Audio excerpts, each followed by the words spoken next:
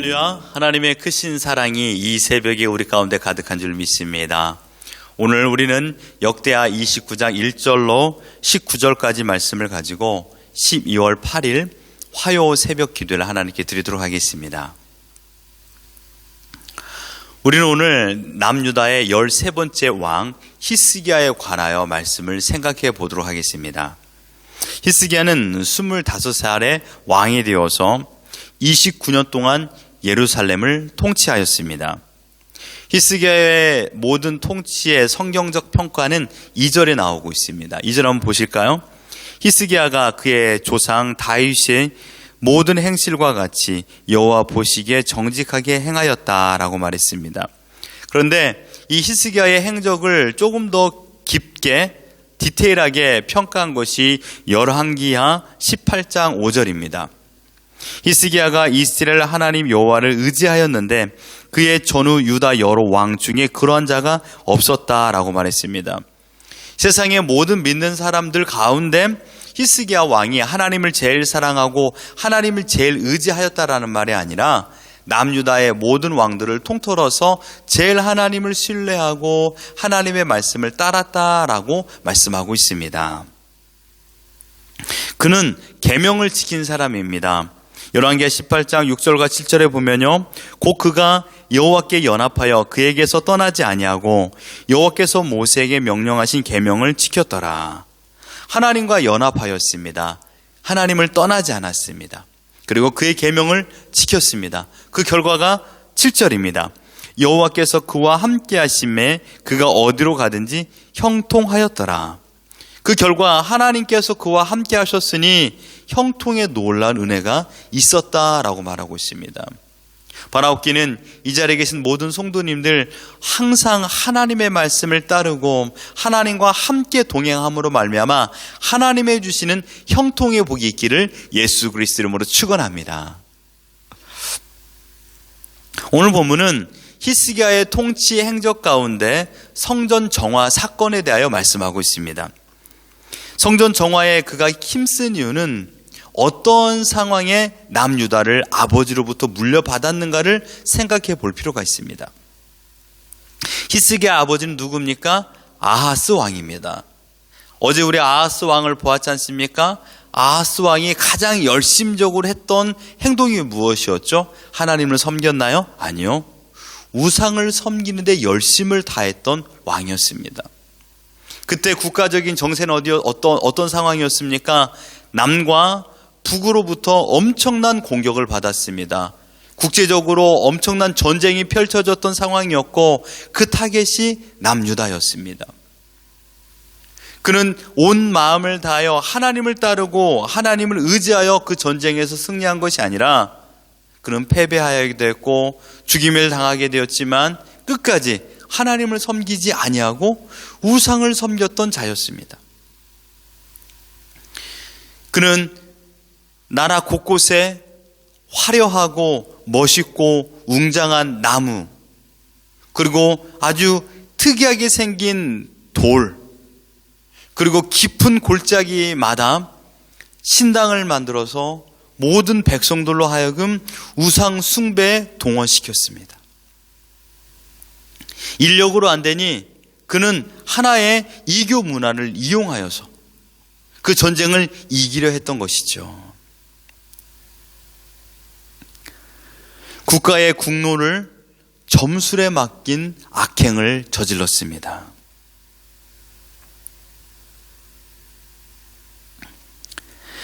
깨어있는 백성들이 붕괴를 하고 한 목소리를 내서 아하스 왕을 축출해야 된다라고 해야 되는데 외려 모든 백성들은 아하스 왕이 말하는 그 정책에 순종하여서 우상 숭배에 몰두하였죠. 심지어 너무 많은 우상들이 있기 때문에 누구를 섬겨야 우리가 승리할 수 있을 것인가 갈팡질팡했던 그런 시대였습니다. 왕이 이렇게 어리석죠. 백성 또한 이렇게 암담한 정신 상태 가운데 있는 상황에 히스기야는 그 나라를 물려받았습니다. 히스기야는 잘 정돈된 나라를 물려받은 것이 아닙니다. 어디에서부터 손을 대 어디에서부터 이 나라를 깨끗하게 만들 것이며 어디에서부터 우리가 다시금 기초를 튼튼히 세워야 될 것인가 고민해야 될 상황이었습니다. 오늘 본문에서는 당시 국제 정세가 설명되지 않았지만 국제 정세를 생각해 보느라면 여러분 지금은요 대국 아수르와 애굽이 서로 팽팽하게 맞서 서고 있는 그런 상황입니다. 애굽은 그때 아주 강력한 에디오피아 영웅 디르하가가 25왕조를 세웠고요. 아수르와 결전을 준비하고 있었으며 아수르는 아하스 원조를 받아서 무혈 입성으로 남유다에 들어왔고 반대로 남유다를 도운 것이 아니라 남유다를 정복하려는 야심을 가지고 있었죠. BC 722년 아수르의 강력한 공격 앞에 북이스라엘은 멸망하게 되었습니다. 지금 히스기야의 나이는 25살입니다. 젊은 임금이 감당하기에 매우 어려운 난관이죠. 그런데 여러분 오늘 본문에 히스기야가 이 난관을 극복하기 위하여 선택했던 것은 무엇입니까? 5절입니다. 그들에게 이르되 레위 사람들아 내 말을 들으라. 이제 너희는 성결하게 하고 또 너희 조상들의 하나님 여호와의 전을 성결하게 하여 그 더러운 것을 성소에서 없애라. 지금 히스기야는 좋은 선택을 했습니다. 여러분 지혜가 무엇입니까? 참 저 사람은 지혜로운 사람이야. 참 저분은 지혜로운 분이십니다. 라고 말할 적에 지혜는요 좋은 선택입니다. 지혜로운 사람이라고 말하면서 어리석은 것을 선택한 사람이 결코 지혜롭다라고 말할 수가 없죠. 지혜로운 사람은요 바로 좋은 선택을 하는 사람을 지혜로운 사람이라고 말합니다. 여러분 주위에 보십시오. 현명한 일을 하시는 분들을 보면요 좋은 선택을 합니다. A와 B가 있습니다. 그런데 그 가운데 좋은 것을 선택하는 것, 이 좋은 것을 선택하기 위해서는요 많은 경험이 있어야 되고요 지식이 있어야 됩니다. 그래야 좋은 것을 선택합니다. 솔로몬이 하나님을 섬겼을 때는 항상 좋은 것을 선택할 수 있는 자였습니다. 그러나 하나님을 떠나서 그의 마음이 악이 가득하였을 때, 그런 향락이 가득하였을 때 그는 좋은 것을 선택하지 못했죠. 여러분 인생은요 선택과 집중입니다. 어떤 학자는 연구하기를 하루에 사람이 70번 정도를 선택한다고 합니다. 의지를 가지고 선택한다고 합니다. 그런데 그 선택 가운데 좋은 선택을 하는 사람이 지혜로운 자입니다. 어떤 사람이 성공할까요? 좋은 것을 선택한 사람이 성공합니다. 그런데요, 그 좋은 것을 선택하기 위해서는 집중해야 됩니다. 무엇을 선택해야 될 것인가? 선택을 하고 나면 그 이후에는 집중을 해야 되죠. 내가 선택했는데 그것이 잘못됐다면 빨리 돌아와야 되고요. 그 선택이 올바르다고 생각이 든다면 끝까지 집중하여 그것을 추진해야 됩니다. 오늘 히스기야는요 좋은 것을 선택했습니다. 바라옵기는 우리 모든 성도님들이 인생 가운데 항상 변함없이 언제나 좋은 선택이 있기를 예수 그리스도를 축원합니다. 그 좋은 선택은 무엇입니까? 하나님 중심입니다. 그 좋은 선택은 무엇입니까? 하나님의 뜻을 따르는 것이 좋은 선택입니다. 그는 지금 가장 어려운 상황에 가장 쉬운 것을 선택했습니다. 그것은 바로 하나님 앞에 나오는 것. 여러분, 쉬운 것처럼 보이지만 정말 어려운 일입니다. 자신이 해야 할 일을 정확히 파악하고요. 문제가 무엇인지를 알고 이 문제를 해결할 수 있는 방법을 알아내는 것. 이것은 쉬운 일이 아니죠. 그리고 그것을 그대로 실행해내는 것. 선택과 집중과 실행. 이것은 쉬운 것이 아닙니다. 그러나 아주 단순한 겁니다. 히스기야는 자신의 아버지 아하스가 하나님을 의지하지 않고요, 우상을 섬겨 나라를 피폐하게 만들었던 것을 정확한 문제라는 원인으로 생각하게 되었고 그 반대의 것을 선택했습니다. 그렇구나. 이 나라가 지금 어려움에 처한 이유는 하나님을 떠났기 때문이구나. 그렇다면 나는 하나님 앞에 나아가야 되겠다. 단순한 선택이었습니다. 이 일을 위하여서 우상을 파괴하고요, 신당과 산당을 모조리 깨부숴버렸습니다. 남유다 역사 가운데 히스기야 왕만큼 종교 계획을 열심히 단행했던 왕은 없었습니다. 자신의 아버지가 펼친 악행을 보았기 때문입니다. 하나님과 상관없이 자신의 의지와 인본주의적인 모든 삶을 집행했을 적에 나타났던 그런 결과를 그는 눈으로 목도했습니다. 여러분, 혹시 여러분 주위에 하나님을 떠나서 실패의 삶을 살아갔던 사람들을 봤다라면 어떤 것을 선택해야 됩니까? 그 길을 따라 걸어가는 것이 현명한 사람이고 지혜로운 사람일까요? 아닙니다. 여러분이 눈으로 봤다라면 이것은 참 교육입니다. 살아있는 교육을 여러분들이 직접 경험한 것입니다. 그렇다면요, 우리에게 지금 사인을 보내고 있는 것입니다. 하나님께서 너가 그 길을 걸어간다라면 너도 망해. 여러분, 하나님의 방법은요, 결코 인간의 권모술수로 이루어지지 않습니다. 하나님은 언제나 진리를 원하시고요, 언제나 순전한 것을 원하십니다. 눈 가리고 아웅을 원하지 않습니다. 언젠가 그것은 잘못된 열매를 맺게 되고요, 탈이 나게 되어 있습니다. 계속적으로 그 문제를 맺게 되고요, 그 문제를 없애기 위해서, 문제가 아닌 것으로 포장하기 위해서 내놓은 모든 상품마다 그 음식을 먹으면요, 우리의 속이 다 썩게 되어 있습니다. 여러분, 항상 우리는 하나님의 뜻을 선택해야 됩니다. 하나님께서 원하시는 좋은 것을 선택하는 것이 우리가 살 수 있는 유일한 방법인 줄 믿습니다.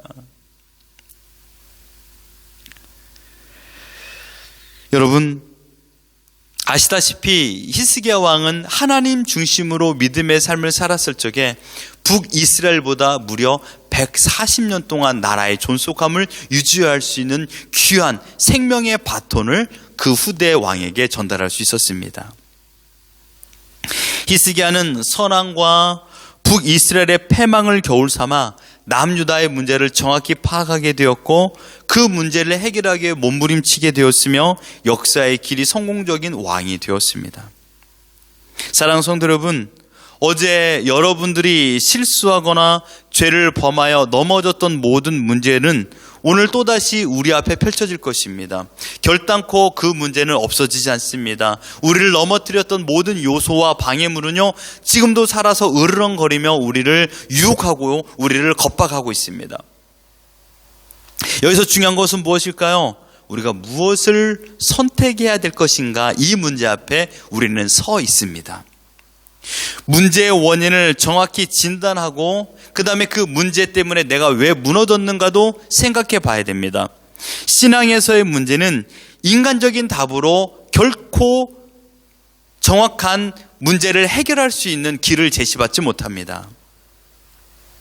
어떻게 이 문제를 해결할 수 있을까요? 그것은 바로 우리에게 지혜를 주신 성령 하나님께서 하나님과의 바른 관계를 맺음으로 말미암아, 하나님과 함께 있음으로 말미암아, 하나님과 동행함으로 말미암아, 하나님을 떠나지 아니하고 하나님 곁에 있음으로 말미암아 하나님께서 내 대신 그 문제에 답을 주시며, 하나님께서 내 대신 그 문제를 넘을 수 있는 힘을 주실 줄 믿습니다. 여러분, 우리가 하나님 앞에 아름다운 관계를 맺을 적에, 하나님 앞에 바로 설 적에 내 내면에 숨겨져 있는, 내 내면을 파괴하는, 내 내면의 질서를 흐트러뜨리는 요소를 발견하게 됩니다. 그저 여러분들께서 어려운 문제가 있을 적에 세상을 벗삼아 세상으로 나가면요, 결코 그 문제를 발견하지 못합니다. 그런데요, 내가 하나님 앞에 잠잠히 있으면요, 서서히 그 문제가 고개를 들고 올라오는 것을 보게 됩니다. 여기에 자신의 자기 동정, 자신의 연민이 가장 큰 방해물입니다. 나의 힘듦을 내가 알기 때문에 내가 지금 이렇게 해도 돼, 나는 지금 이렇게 힘들게 살았기 때문에 이 정도로 위로받아도 돼, 라는 그것이 우리에게 엄청난 하나님을 멀리하게 만드는 혼탕주의, 온탕주의가 되는 것입니다. 뜨거운 물, 차가운 물이 함께 있는 온탕. 이렇게 되면요, 결코 내면에 숨겨져 있는 내 악을, 나의 죄악을 끊지 못합니다. 그래서 같은 죄를 또 반복하게 되죠. 그리고 나를 질책하게 되고, 이렇게 되어진 상황에 영향을 주었던 외부, 즉 제3자, 내 남편, 내 아내, 또한 심지어 우리 부모님, 모두 다 타인을 원망하고 불평하게 됩니다. 상대방에게서 시작된 문제는 결코 해결되지 못하죠. 여러분, 그러나 내 안에서 숨겨져 있는 문제, 이 문제를 발견하게 되면요, 더 우리는 어려움 속에 빠지게 됩니다. 외부로부터 오는 공격도 이겨내지 못하는데 심지어 내 안에서 발생된 문제를 어떻게 내 힘으로 스스로 해결할 수 있겠습니까? 여러분, 내면에 잠재되어 있는 죄성은 쉽게 발견되지 않습니다. 오직 하나님과의 바른 관계를 유지할 때 이 문제를 발견하게 되고 이 문제를 해결할 수 있는 해답도 우리는 얻게 됩니다. 히스기야는 성전 정화라는 이 개혁 운동을 펼치면서 하나님께서 주셨던 그 답을 가지고서 끝까지 집중하였습니다. 하나님께서 원하시는 것이 무엇인가를 정확한 잣대를 들이우니까 오류가 발견되게 되었고 그 오류를 해결하는 것에 집중하게 되었습니다. 백성들을 계속적으로 유혹하는 우상, 또한 나라를 더욱더 힘들게 만드는 모든 이교 문화, 그 시작점이 바로 이 성전에서 또아리를 들고 있는 우상들, 방백들이었습니다. 그래서 그는 철저하게 눈에 보이는 이 이교 문화들이 섬기는 우상들을 깨부숴버렸고요. 그 다음에 그것을 추진하고 그것을 따르고 신봉하는 자들을 다 쓸어버렸습니다. 사랑하는 성도 여러분, 우리 내면의 질서를 파괴하고 또한 우리를 유혹하고 있는 세상의 요소들이 무엇인가 면밀하게 검토하십시오. 단순하게 접근하면요, 이렇게 말할 수 있습니다. 하나님보다 더 사랑하고 하나님보다 더 의지하는 것들은 지금 이 시간 여러분을 유혹하고 있는 우상들입니다. 여러분, 내가 지금 의지하고 있는 것, 내 스스로 만들어낸 것이 하나도 없습니다. 이 모든 것은 하나님께서 우리에게 주신 것입니다. 그러함에도 불구하고 하나님께서 공급해 주신 선물을 주신 분보다 선물을 더 사랑한다라면 이것이 하나님을 떠난 우상숭배가 될 수 있습니다. 사랑하는 성도 여러분, 지금 내가 주인 삼은 것을 정리해야 됩니다. 그 길만이 지금 어려운 현실을 극복할 수 있는 유일한 해답입니다. 안팎으로 어렵습니다. 나라도 어렵고요. 또한 지금 코로나 바이러스로 인하여 어렵고요. 또한 우리 가정도 어렵고요. 또한 여러분들의 모든 삶의 터전도 어렵고요. 심지어 여러분의 영적인 상태도 너무나도 혼탁스럽게 정리되어 있지 않은 상황입니다. 이럴 때일수록 지혜로운 선택을 하셔야 됩니다. 이럴 때일수록 사람의 말에 현혹돼서는 안 됩니다. 보여지는 현상에 마음을 빼앗겨서도 안 되고 철저하게 하나님을 바라보며 하나님을 의지하여 단순하게 만드셔야 됩니다. 그리고 여러분, 지혜를 달라고 하나님께 기도하셔야 됩니다. 후히 주시고 꾸짖지 아니하신 하나님이십니다. 그 하나님께 지혜를 구하시고 하나님께 주신 지혜를 가지고 바른 것을 보고 바른 선택을 하십시오. 그리고 그 선택한 것에 집중하시고 흔들리지 마십시오. 끝까지 그 길을 걸어가십시오. 바라옵기는 하나님께서 하나님의 자녀들을 책임져 주신다는 것을 믿으십시오. 그리고 하나님 앞에 하나님을 의지하는 자들, 하나님은 끝까지 그들을 이끌어 주시고 붙잡아 주시는 분이십니다. 오늘 하나님을 신뢰하며 하나님의 위대하신 그 위대한 다스림을 경험하며 하나님 나라를 바라보고 그리스도의 제자로 지혜로운 삶을 살아가는 우리 모두가 되기를 예수 그리스도 이름으로 축원합니다.